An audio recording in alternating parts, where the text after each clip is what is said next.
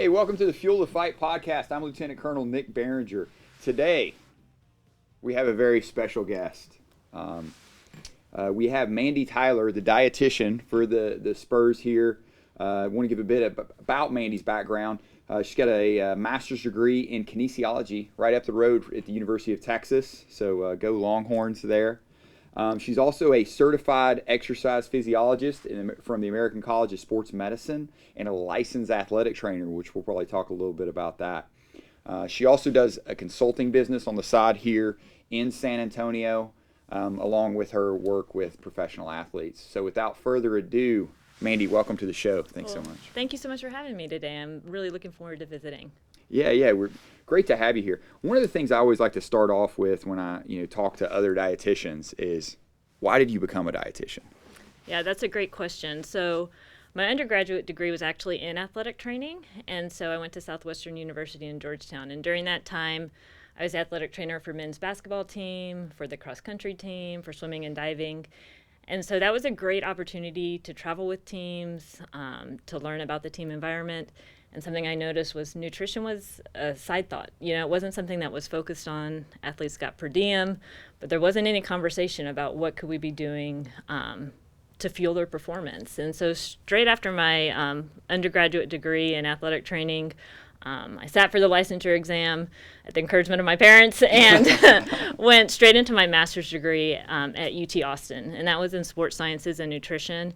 And I will tell you, it was just cutting edge nutrition. I mean, some of the truly what I think the best professors, John Ivey, Edward Coyle, got to learn straight from them, and I was sold. Dietetics was what I wanted to do. And so that wasn't a dietetic program, so I got my master's in sports sciences and nutrition, but then I went back after graduating with my master's and did a didactic program through Kansas State, and then ultimately an internship through Utah State to get my RD credential. Oh, wow. That's so quite a long road. but no, it's great you talk to, because when you talk about University of Texas, that's immediately those names I think of. And if anybody listening to this, you don't know, John Ivey, the book Nutrient Timing, and so many of the things he did. I was lucky enough to, I was at a research institute in the Army, and they had him as a guest speaker, and so I got to listen to him. Amazing. So I can't imagine taking classes with him. So you really got to learn from the best, and at that time, the cutting edge, 100%. Sports nutrition world.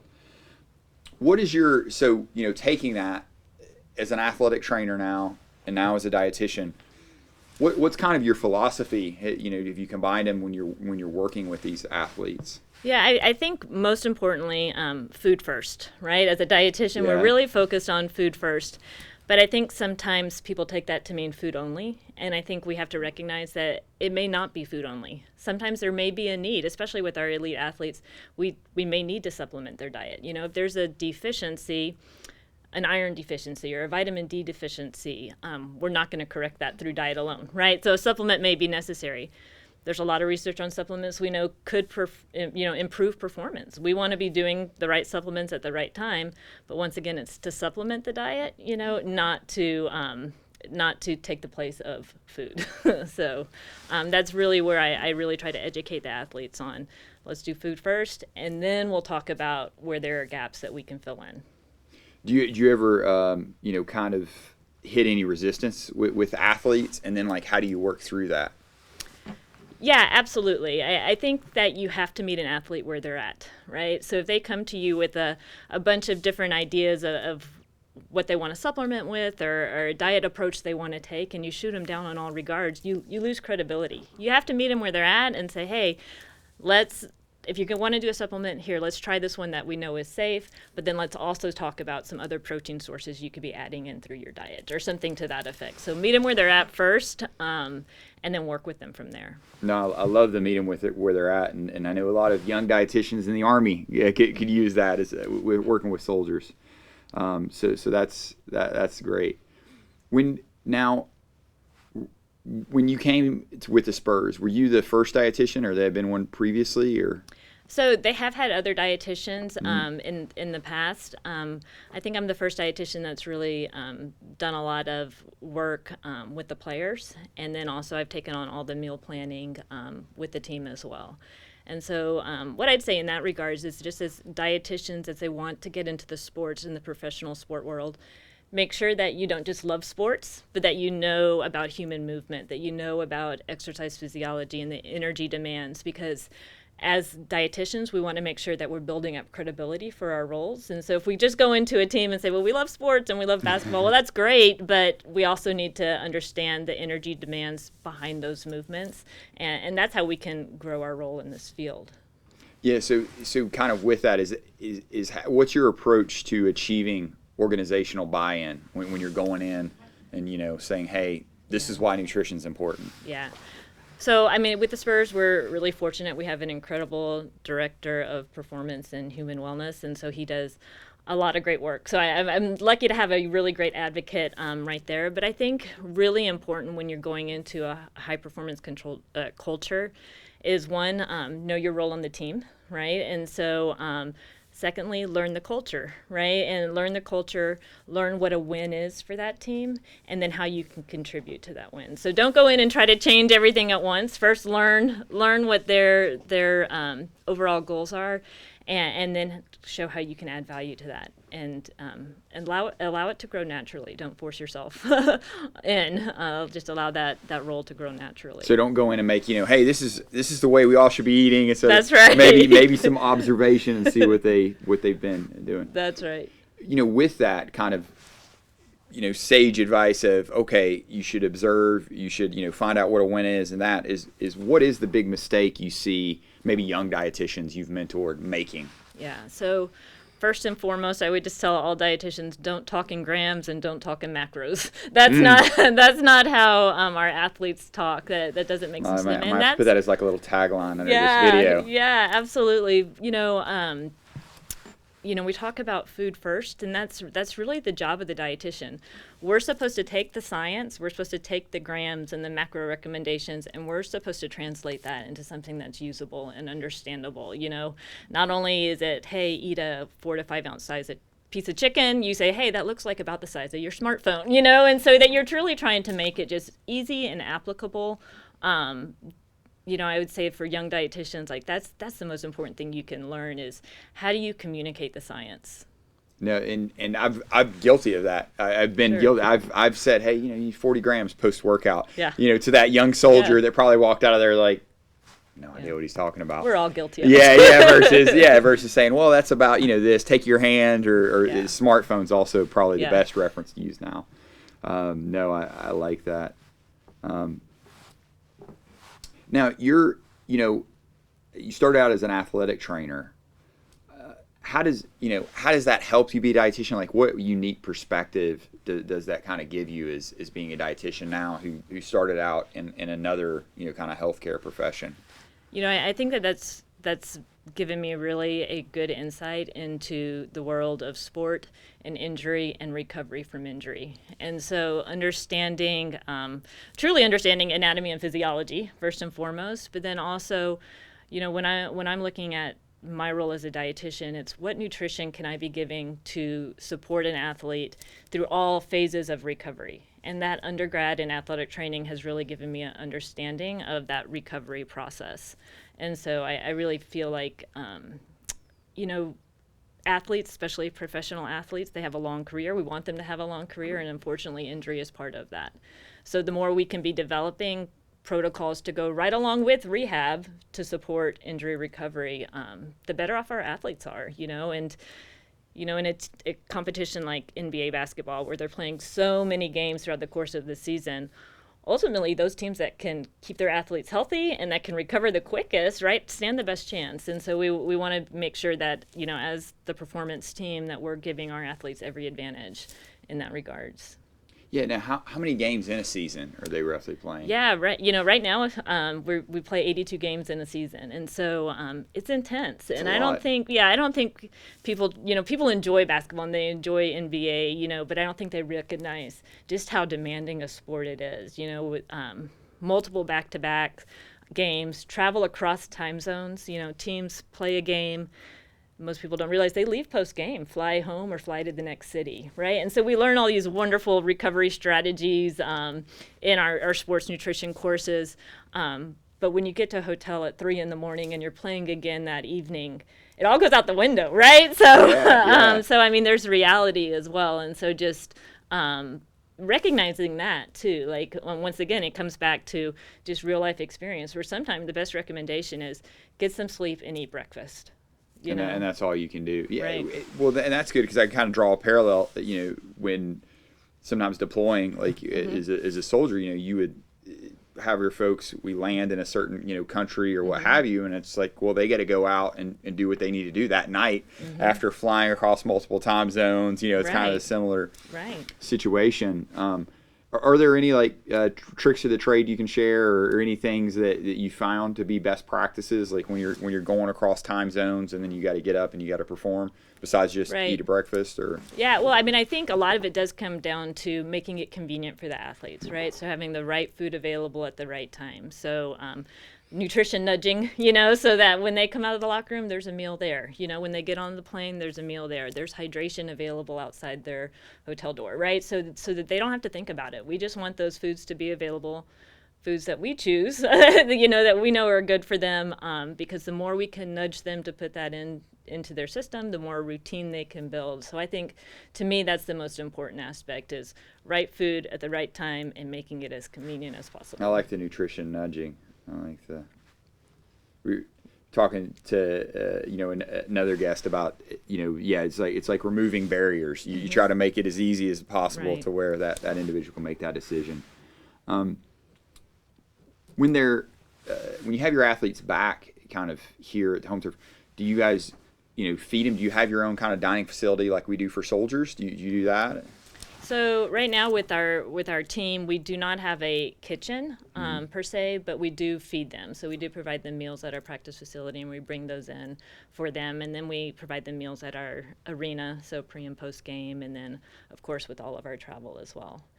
And then another aspect of the work I do is working with our chefs. So a lot of our players have chefs, so just coordinating with the chefs and making sure that they're on board with what we want our guys to be eating, and you can talk more scientific grams and whatnot and serving sizes to the chefs, so that then they can make sure that they're getting those nutrients into the players as we would like.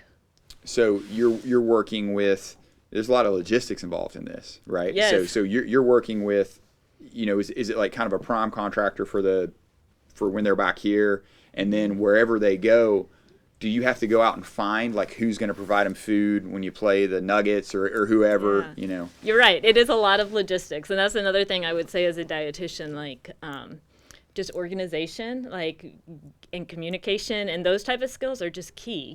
Being able to track things, to follow up, having a good system in place for that. But yes, so it is scheduling, arena meals, hotel meals, flight meals.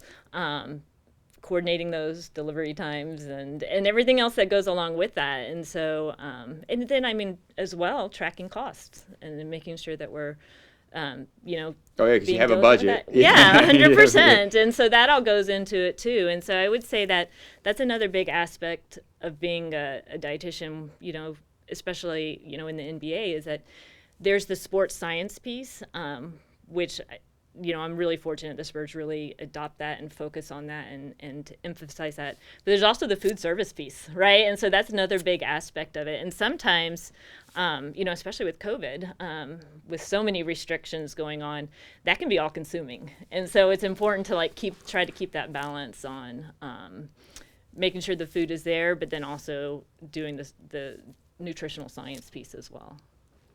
So you talked a little bit about the players having their personal chefs. And this is kind of something I've seen in sports is, sometimes particular players have their own like guru or their nutrition person or, how do you navigate that? Because you're the organizational nutrition expert. How do you work with, maybe a player, an individual who's getting their information? And the parallel I kind of draw in the military is, even though as a military dietitian we might be the nutrition expert, there's always somebody in a unit, a soldier's in. He might, Right. be the bodybuilder or whatever Right. that everybody looks Right. to, for Right. their nutrition information. And so it's that kind of influencing them. So how do you navigate that? Yeah, I think that's a really good question. And so I always say, everyone's a nutrition expert, right? And they're all getting great information from Google every day, right? Yes. So I think it's important to, if you can be just that sounding voice of reason, that they know that they can come to you for an honest opinion, and you're not going to force it on them. You're going to give them your honest feedback and share with them what you know from science, and leave it at that, and that's okay. I think that adds a lot of credibility.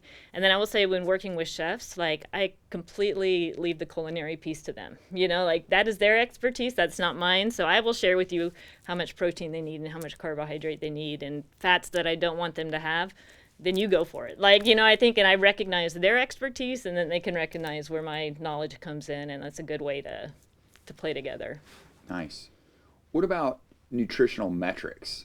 This is something we've struggled with, in the military as far as coming up with that, because I know what most people probably think of a dietitian in the Army is if you have a soldier who has too much body fat, we're the ones that come in and tell them, to lose it. And that's one metric. Yeah, you could say that. Right. But how do you capture to show I'm valuable, member of this team. I'm doing the things that I need to be do. Our nutrition's at this point. Are there any metrics? Or? Yeah, I think that's a great question. And I will say, too, you're talking about body composition. I do work with some collegiate athletes as well, or collegiate teams, and I always say take it back to performance, right? So we, especially when we're talking about female athletes, we try not to focus on the body composition so much. Take it back to performance. How are they performing on the field? Are they jumping higher? Do they have energy? So trying to take it back to that rather than just body composition. I think in terms of nutritional metrics, things that we can be tracking is, we do look at body composition, of course, looking at lab values, vitamin D, cholesterol, so tracking that. The food service side, tracking food costs, right? Are we making the most efficient decisions possible? Same with the supplements, right? What supplements are we using? Why are we using them? Who's using them, right? And tracking cost along with that as well, I think can all show the benefit to the team. And then just who's utilizing you, how many people are eating meals, who are you doing individual talks with? How are you being utilized by the team? I think can all be good tracking pieces. Nice. For the supplements, I do want to kind of dig into that. Is obviously, as you said, it's a supplement. Food is first, but then how do you approach educating individuals about supplements? Do you guys have a supplement program where you provide the supplements, or how does that work when you want a player? You're like, yes, a supplement is appropriate for you, or it's that player that's is going to use supplements anyway, so you're like, Right. okay, use this instead of the other stuff. Right. So we are extra cautious with supplements because it's a professional sport. Our guys are constantly tested for any type of banned substance. So we will only consider a supplement that's third-party tested. I don't think that's unique. I think that's pretty Right. widespread across professional sports. So looking for something that's NSF certified or Informed Choice for Sport, that's first and foremost.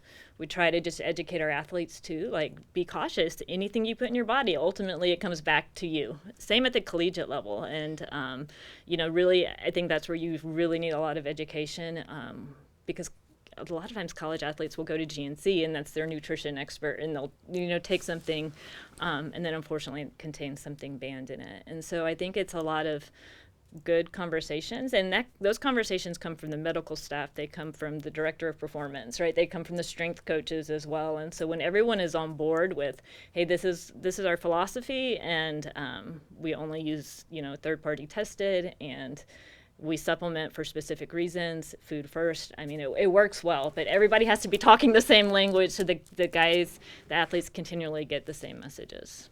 That's great, and we had talked about that previously with high performance teams, of getting everybody on the same page. Do you and the team? Do you guys meet as a high performance team? How do you message and kind of work as one with those other specialties, with the athletic trainers, with the strength coaches? Like what does that look like? Because we're trying to do, I don't know if you're familiar with holistic health and fitness in the Army, these high performance packages where you have a dietitian, a physical therapist, occupational therapist, and strength coach working with soldiers. So what's kind of the best practice? How does the NBA do it, or how does a winning organization like the Spurs do it? Yeah, I mean, I think you said it right on. I mean, we do have a performance team, and it encompasses our director of performance, our strength coaches, our athletic trainer. We have physical therapists, as well as our team doctors. We also have a sports psychologist, and so it encompasses all of that. And so we do meet regularly to make sure we're all on board with, what's going on with each of our individual athletes. What do we need to be monitoring? Any adjustments that need to be made, what's upcoming in travel, what's on the horizon, just so that we're all talking the same language and on board with what we need to be doing for our athletes. And I will say it works very similarly at the college level. When I worked with the University of Texas at San Antonio, we worked really hard to develop a female athlete performance team, really focusing on female health of the athletes, and it worked very similar. We had our team doctors, our athletic trainers, our counselor, our sports counselor, and worked really closely in that regards just to make sure that we are giving our athletes the best support that they needed, and we're truly in the forefront of monitoring any potential issues, especially around disordered eating, and all being on the same page with that. No, that's great, and that's something too. Again, with the military, we've all jobs now in the military are open to both male and female war fighters, and so there's some very high performance in both categories. And is there a different nutrition approach you took with collegiate athletes or issues in terms of a male versus a female athlete, trying to get them to gain strength or weight or et cetera? Is there a different approach, or was it kind of what works for one works for the other? Yeah, definitely. I do feel there was a different approach and it could just be as well that a lot of times it seems like just the athletes came to me for different reasons. It seemed like many of the female athletes would come with more concerns about eating or body weight, where more the male athletes were gaining muscle mass, gaining strength, right? And so it seemed like the different, that the needs that they would come to me with differed.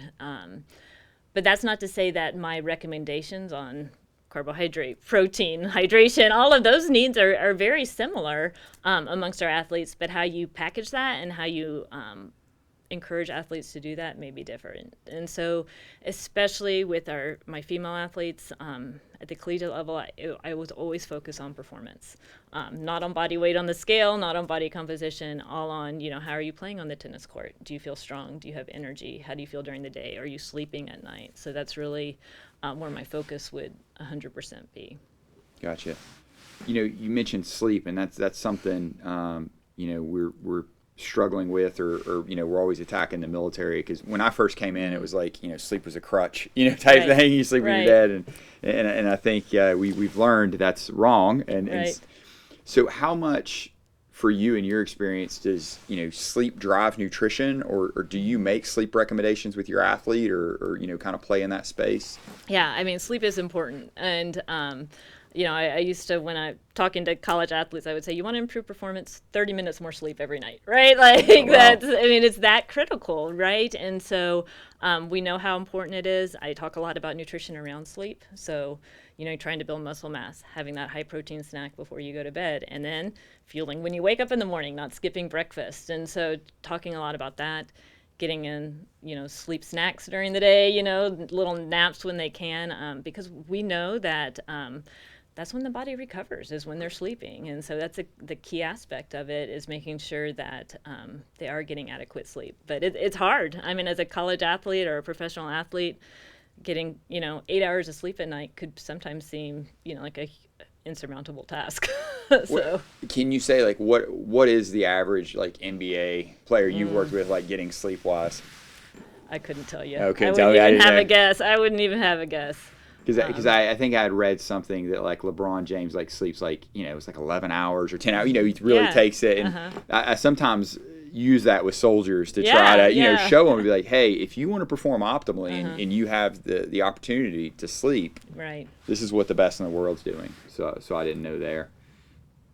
What do you tell a young dietitian, coming into this profession who wants to get into the to performance space? Like what's the best kind of approach or steps they need to take to, if they want to work with the NBA or another team?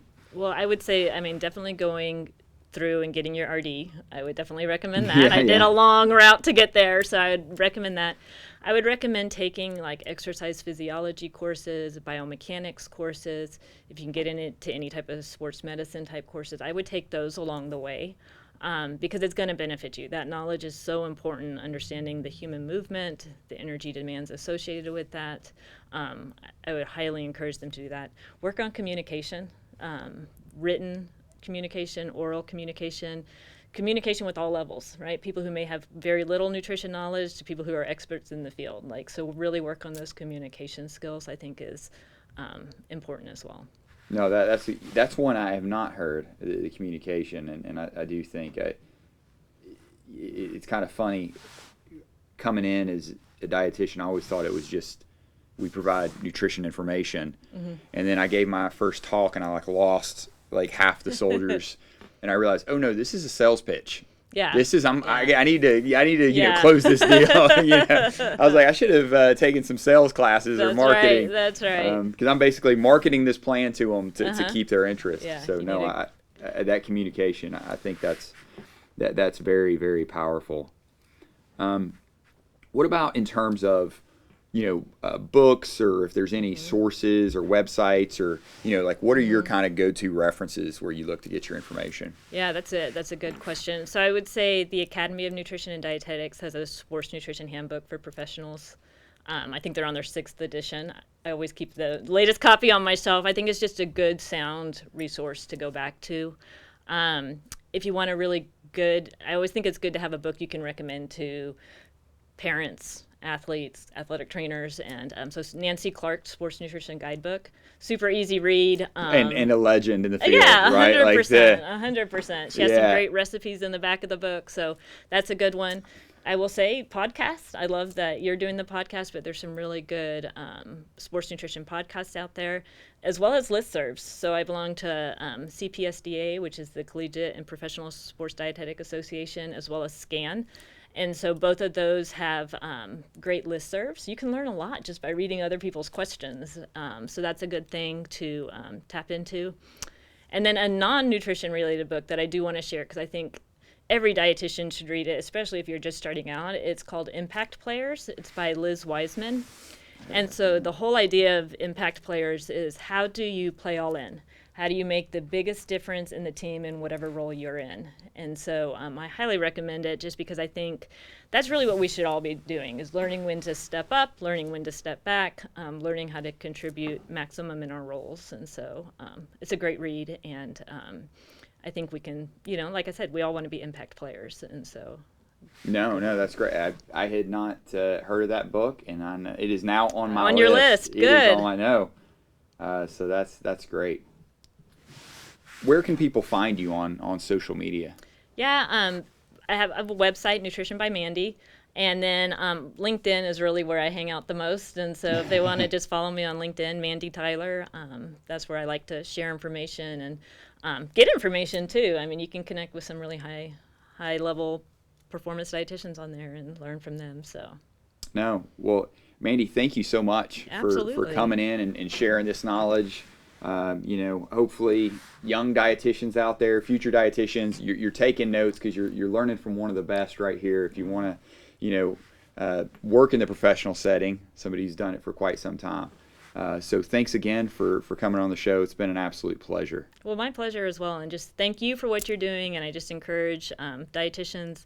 It's a rewarding field, and there's so many open doors. So you're learning from the best here as well. So enjoy. Thank you. Until next time.